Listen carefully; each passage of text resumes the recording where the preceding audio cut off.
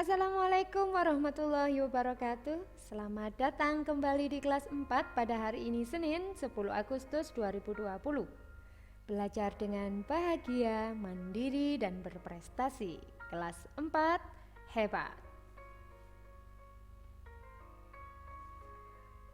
Pada hari ini kita akan belajar, tepatnya adalah pendalaman materi tema 1 subtema 3. Yang akan kita pelajari hari ini adalah pertama, bentuk keberagaman dan sikap yang dilakukan dalam keberagaman. Kedua, sifat bunyi dipantulkan dan diserap. Ketiga, meringkas teks lisan. Dan keempat, pementasan dan apresiasi karya seni. Indonesia terdiri dari keberagaman.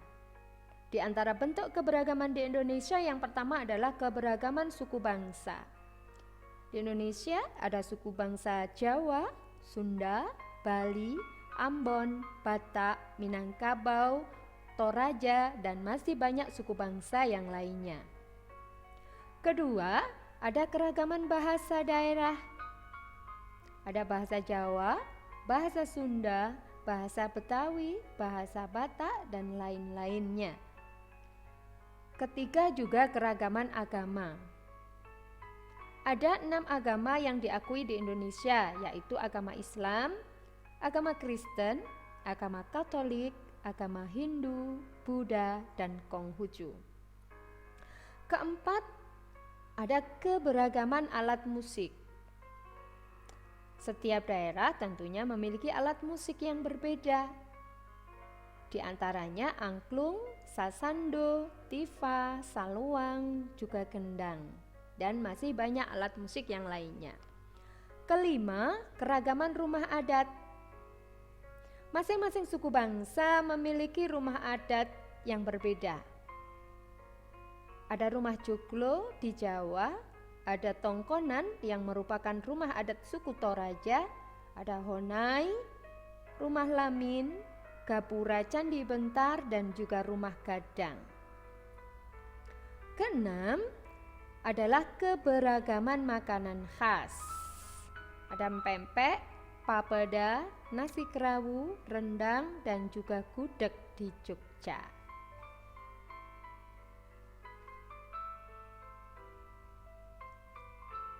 Kalian tentunya pernah bekerja sama dengan teman yang berbeda.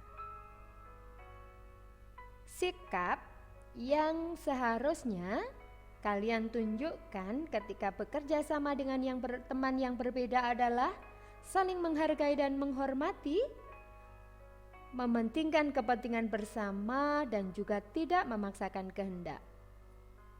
Ketiga hal ini hendaklah dilakukan agar tercipta persatuan dan kesatuan bangsa. Berikutnya kita akan belajar tentang sifat-sifat bunyi. Ada sifat bunyi yang sudah kita pelajari. Pertama, bunyi merambat melalui benda padat, cair, dan gas. Kedua, bunyi dapat dipantulkan. Dan ketiga, bunyi dapat diserap. Apakah yang disebut dengan bunyi pantul? Bunyi pantul adalah bunyi yang dapat didengarkan kembali oleh sumber bunyi. Bunyi pantul terjadi apabila perambatannya mengenai benda keras seperti kayu dan juga batu. Beberapa macam bunyi pantul ini ada gaung dan gema. Gaung adalah bunyi pantul yang terdengar bersamaan dengan bunyi asli, sehingga suaranya tidak jelas. Sedangkan gema adalah bunyi pantul yang terdengar setelah bunyi asli. Suaranya jelas. Gema ini sering terjadi saat kita berteriak di gua atau di lembah. Bunyi pantul ini juga ada manfaatnya loh dalam kehidupan kita.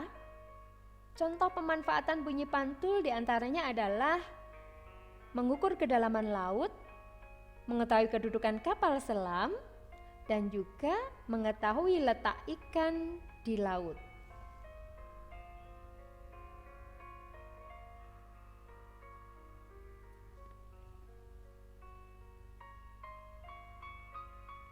Sekarang kita akan belajar cara meringkas teks lisan. Sebelumnya Bu Aida akan menjelaskan dulu apa sih yang disebut dengan teks lisan. Teks lisan adalah teks yang disampaikan melalui media lisan seperti radio, pidato, atau ceramah. Bisa juga dibacakan oleh gurumu ya. Teks lisan ini tidak ada teksnya, tidak ada naskahnya di dalam buku kalian. Sehingga langkah-langkah dalam meringkas teks lisan adalah yang pertama, mendengarkan teks dengan seksama. Jadi pada saat gurumu membacakan teks, maka kamu harus mendengarkan dengan seksama, dengan baik. Berikutnya, kalian bisa menuliskan gagasan pokok dan gagasan pendukung dari teks yang dibacakan. Selama kalian mendengarkan teks dibacakan, kalian bisa menulis gagasan pokok dan gagasan pendukung dari teks. Setelah kalian mengetahui gagasan pokok dan pendukung, berikutnya kalian bisa mengetahui kesan umum dari teks. Teks tersebut menceritakan tentang apa ya? Bisa kalian tuliskan di buku. Langkah terakhir, kalian bisa menuliskan pokok baru berdasarkan kesan umum dan gagasan pokok. Jadi, meringkas teks lisan ini bisa dilakukan dengan cara menuliskan kesan umum dan gagasan pokok dari teks yang didengarkan. Apa sih perbedaan dari teks tulis dan teks lisan? Teks tulis, maka kalian harus membaca teksnya dengan seksama agar bisa meringkas cerita dengan baik. Sedangkan pada teks lisan, kalian harus mendengarkan dengan seksama teks yang sedang dibacakan. Itu perbedaannya.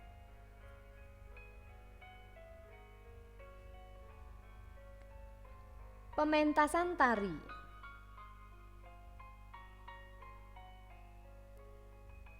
Pementasan adalah kegiatan menampilkan suatu karya seni yang bertujuan untuk menghibur penonton. Salah satu pementasan yang sering dilakukan adalah pementasan tari.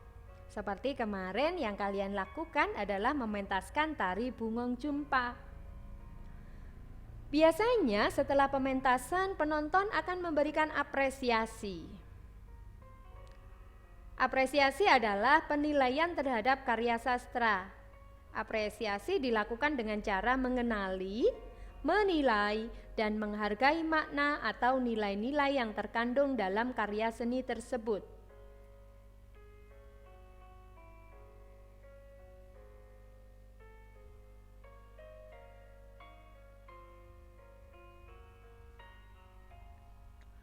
Setelah kita mempelajari keberagaman di Indonesia, bagaimana sih cara kita mensyukuri keberagaman tersebut?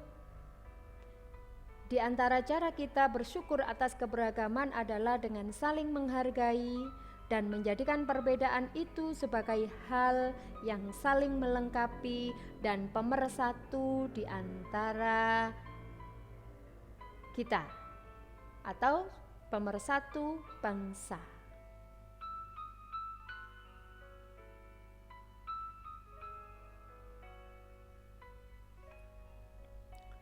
Demikian pendalaman materi kita hari ini.